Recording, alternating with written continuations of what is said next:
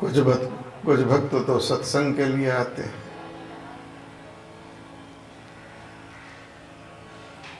कुछ ऐसे भी होते हैं कि भाई हमको अपनी उपस्थिति दर्ज करानी है, हम समाज के लोग हैं, नहीं गए तो लोग क्या कहेंगे।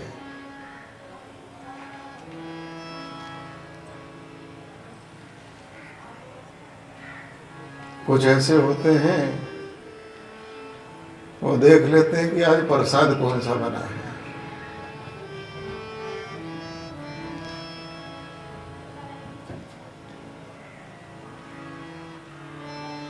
कल हमारे सेवक लोग कह रहे थे कि महाराज जी सत्संग जो हो रहा है तो लगभग 200 से 250 लोग ऐसे हैं जो सत्संग सुनते हैं, और 300 से 350 लोग ऐसे हैं कि जब आरती हो जाती है उसके बाद वो भंडारे वाले हैं।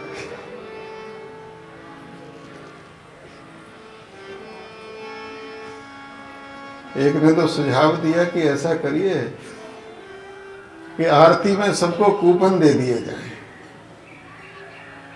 जितने यहाँ सुनते हैं। बोले ये कूपन है, वहां जमा करो, प्लेट लो और भंडारा पाओ।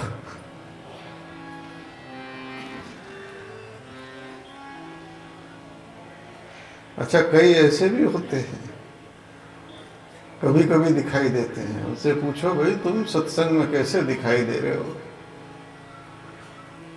बोले क्या करें, जूता चप्पल पुराना हो गया था।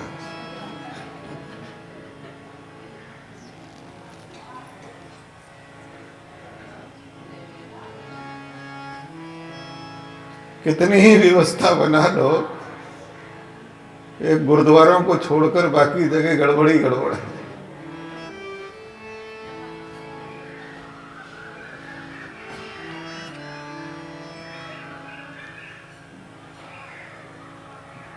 श्री हनुमान जी की परम अनुकंपा से ये किष्किंधा कांड का 5 दिन से सत्संग चल रहा है।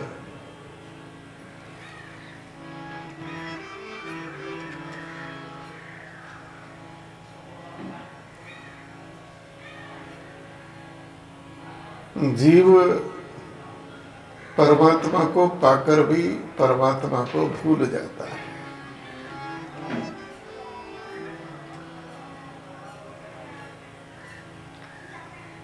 और परमात्मा को तो छोड़ो, वो तो अपने को ही भूला हुआ है।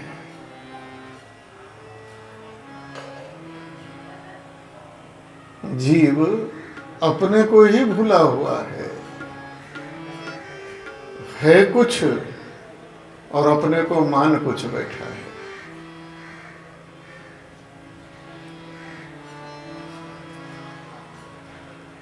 ये देह की आसक्ति ऐसी आसक्ति है कि जीव अपने को शरीर मान लेता है।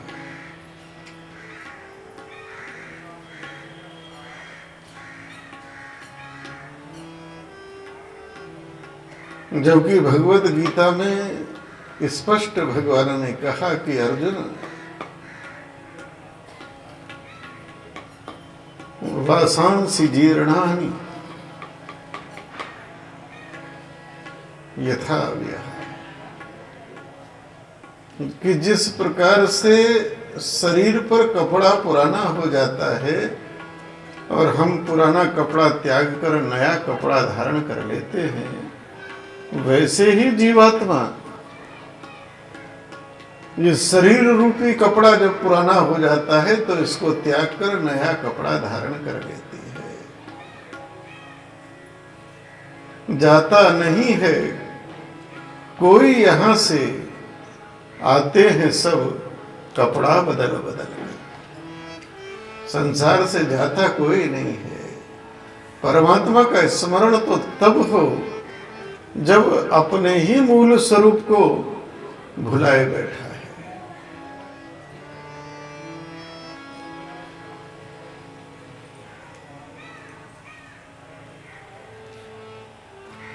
एक शेर का बच्चा था, शेरनी कहीं भोजन की तलाश में, शिकार की तलाश में जरा दूर चली गई। अब जब दूर चली गई तो शेर के बच्चे को भूख लगी। उधर हिरणों का झुंड घूम रहा था। किसी हिरणी को दया आ गई, उसने अपना दूध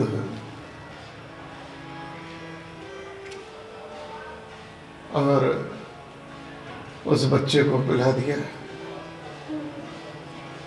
वो बच्चा हिरणों के साथ साथ हो लिया, बड़ा हो गया और बड़ा होने के बाद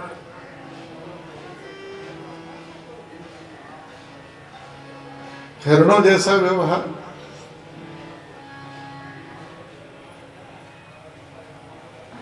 वो अपने को हिरण मानने लगा।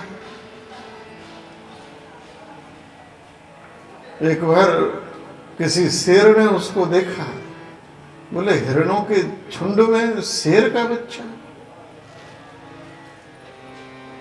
हिरणों की तरह ही, भेड़ बकरियों की तरह मिमियाता था। तो शेर ने वो दबोच लिया। शेर को देखकर ऐसे डरा, भयभीत हो गया।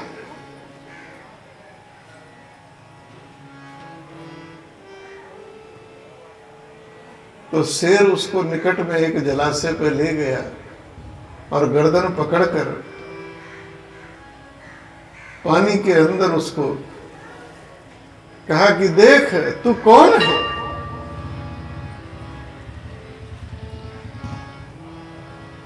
अपने स्वरूप को पहचाना। सदगुरु करते क्या है? अपने स्वरूप को पहचानने का। लेकिन लोग गुरु के पास भी जाकर संसार की कामना करने लगते हैं। गुरु तो इसलिए है कि संसार छुड़ा दे, जो नाशवान है उसको छुड़ा दे, जो असत्य है उसको छुड़ा दे, और जो सत्य है, शाश्वत है, सार्थक है, उससे मिला दे। लेकिन हम इतने संसारी हो गए। गुरु से ज्ञान नहीं चाहिए,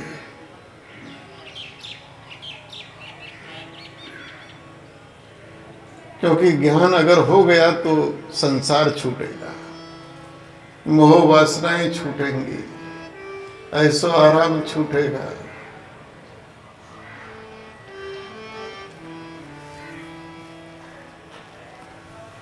जीव जिस समय जिस योनि में रहता है, सर्वाधिक प्रिय उसको वही होती है। एक बार देवराज इंद्र को श्रापवश सूकर की योनि में जाना पड़ा कुछ समय के लिए। देवराज इंद्र सूकर की योनि में चले गए।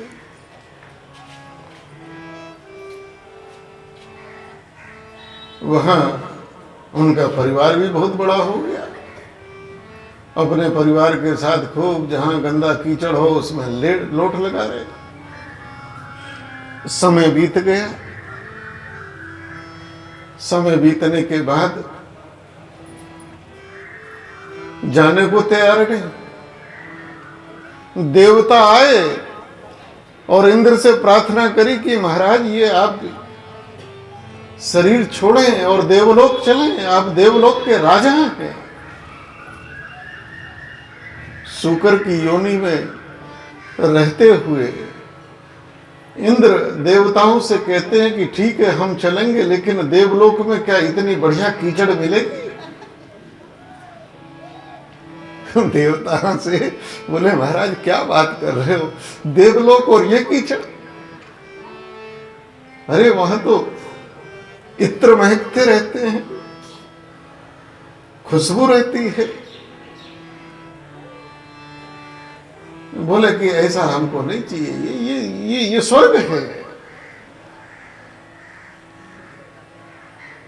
जीव जब जिस योनि में रहता है उसकी यही दशा हो जाती है।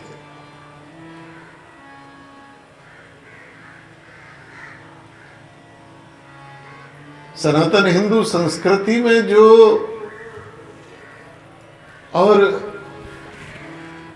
अग्नि दाह की क्रिया है, संसार में सर्वश्रेष्ठ माना गया है। क्योंकि जो जीवात्मा है वो पांचों ज्ञानेंद्रिय और मन के साथ जब शरीर को छोड़ता है, शरीर से बाहर निकलता है, तो वह इसी कोशिश में लगा रहता है कि मैं कैसे ही इस शरीर में फिर से आ जाऊं, फिर से आ जाऊं, फिर से आ जाऊं।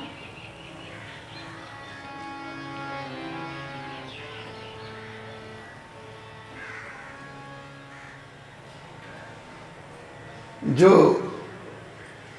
दफना दिए जाते हैं, कई जगह आत्माएं किसी के ऊपर आती हैं, कुछ बोलती हैं, जब तक शरीर गल के सड़ के मिट्टी नहीं हो जाता तब तक जीवात्मा वहीं घूमता रहता है, वहीं घूमता रहता है, वहीं घूमता। क्योंकि शरीर से इतना मोह हो जाता है, शरीर से इतना मोह हो जाता है। मैं कल वो चंदूलाल की कहानी सुनाना चाह रहा था, रह गई। चंदूलाल की हवेली में आग लग गई, फंस गए, तीन मंजिल पे फंस गए, निकलने का कोई रास्ता नहीं, चारों तरफ धू धू धू धू करके जल रही है। दमकल वाले आ गए, लोग बुझाने की चेष्टा कर रहे हैं, आग बढ़ती जा रही है। ऊपर खिड़की में से चिल्ला रहे हैं, बचाओ हमें, बचाओ बचाओ बचाओ। अरे बारू सिंह जी, इस बंदर पार्टी को मत लाओ, इन्हें बाहर करो सबको। कहना अभी प्रसाद नहीं बट रहा, बाद में बटेगा।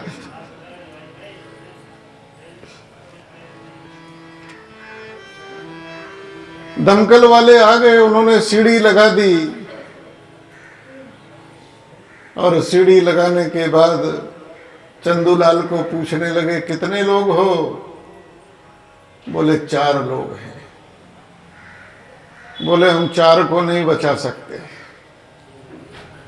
समय कम है, आग ज्यादा फैल गई है, 3 लोगों को बचा सकते हैं। तय कर लो चारों आपस में किसको बचना है, और जल्दी करो नहीं तो चारों जाओगे। अब बचे कौन थे? चंदूलाल, घरवाली, एक छोटा बच्चा और घर में बूढ़ी माता। चंदूलाल और घरवाली ने विचार करा कि माता जी को थोड़े दिन में वैसे ही शमशान जाना था, लकड़ी भी बचेंगी, संस्कार भी हो जाएगा।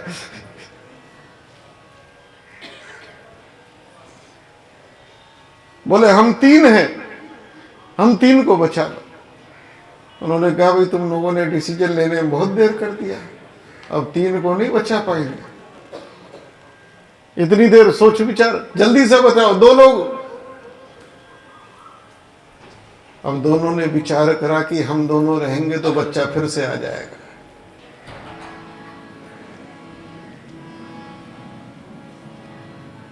बहुत कसमकस हुई,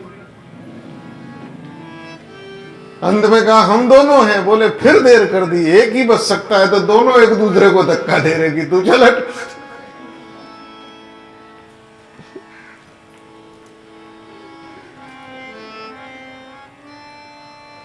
जीव की शरीर में आसक्ति इतनी ज्यादा है कि अपने को शरीर मान बैठा है। यही इस जीव के बंधन का कारण है, इस जीव की उलझन का कारण है। कर्म का सिद्धांत आत्मा पर नहीं है, शरीर पर है। कर्म सिद्धांत आत्मा पर नहीं है, जीवात्मा पर नहीं है। देह में आसक्त जब जीव हो जाता है तब कर्म का सिद्धांत उस पर लागू होता है। परमात्मा को तो क्या स्मरण करेगा, वो तो अपने को ही बेचारा भूला बैठा है, अपने को देह मान बैठा है। और इस नश्वर संसार को सत्य मान बैठा है।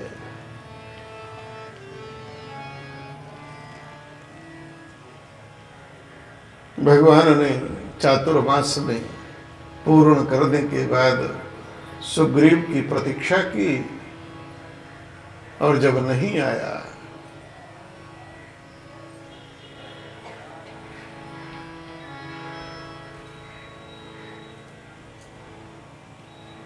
तब भगवान ने लक्ष्मण जी को कहा है ये प्रसंग कल हो गया है। संसार में भक्ति दो प्रकार से कही गई है, या तो भय से या लोभ से। भय या लोभ।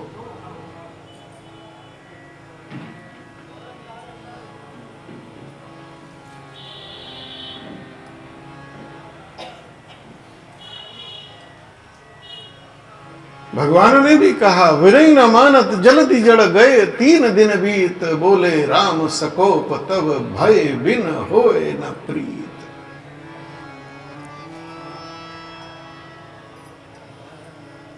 सुग्रीव की भक्ति में भय भी है, लोभ भी है।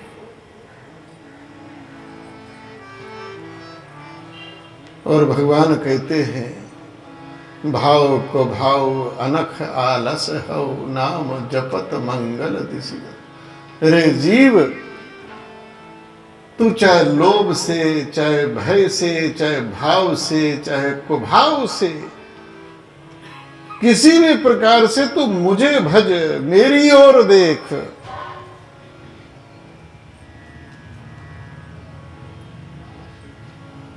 गंगा कभी नहीं कहती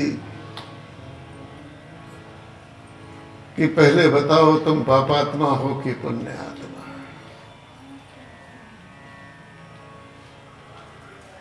तो कहती है कोई भी हो, तू आया है तो जा, मैं तेरे को निर्मल करके भेजती हूं।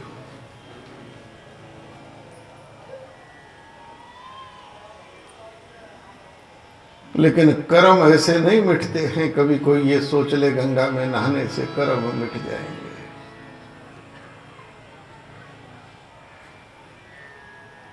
एक बार संतों का समागम हुआ, मंथन हुआ। बोले ये गंगा है, ये सबके पाप धोती है। दुनिया पाप करती है, लाके गंगा में डाल देती है। पाप रूपी गंदगी गंगा में डाल देती है। किसी ने जाकर गंगा को पूछा, हे गंगा, सारे संसार के पापों को तुम अपने अंदर ले लेती हो, गंदगी को, पाप रूपी, क्या करती हो इसका? ये सारी गंदगी पाप अगर तुम्हारे अंदर रहेगी, कभी सोचा है तुम्हारा क्या होगा?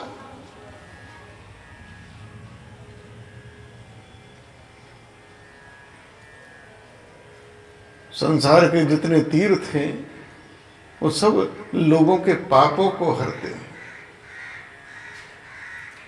ऐ तीर्थो, दुनिया भर के पापों को तुम धोते रहते हो, तुम कितने मलिन हो जाओगे, तुम्हें अपना पता है? तीर्थों ने कहा, गंगा ने कहा कि हम, ब्रह्मा ने हमको ये व्यवस्था दी है, किंतु हम अपने पाप किसी के पास रखते नहीं हैं। बोले क्या करते हो? माघ मकर गति रवि जब होई, तीर्थ पति आवई सब होई। पूरे वर्ष भर हम पाप धोते हैं, जब माघ का महीना आता है तो हम अपने राजा प्रयाग, जो तीर्थों का राजा है, प्रयाग राज है, समस्त तीर्थों का वो राजा है। बोले हम वहां जाके डुबकी लगा लेते हैं, सारे पाप। जाकर तीर्थराज प्रयाग को पूछा कि संसार के सारे तीर्थ दुनिया भर के पापों को धोकर तुम में डाल देते हैं, क्या करते हो इसका? ये सारे पापों से तुम्हारी क्या गति होगी, कभी सोचा है?